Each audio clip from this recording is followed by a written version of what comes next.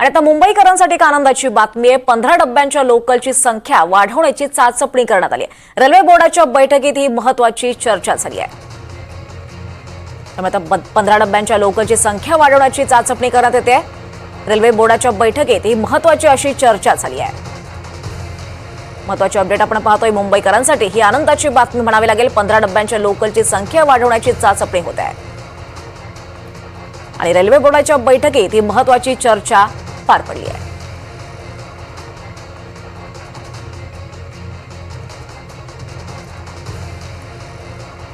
अधिक माहिती घेऊयात आमच्या प्रतिनिधी राजश्री वाघमारे यांच्याकडून। राजश्री, काय अधिक माहिती या संदर्भात?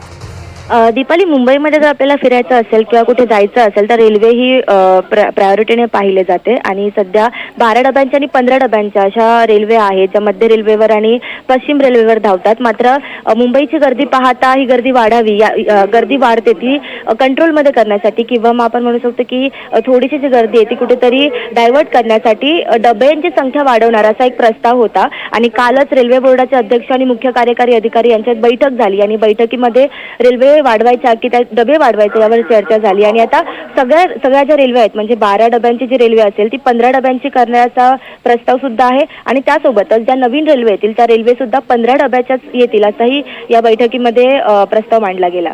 दीपाली, निश्चितच धन्यवाद राजश्री या सगळ्या सविस्तर माहितीसाठी।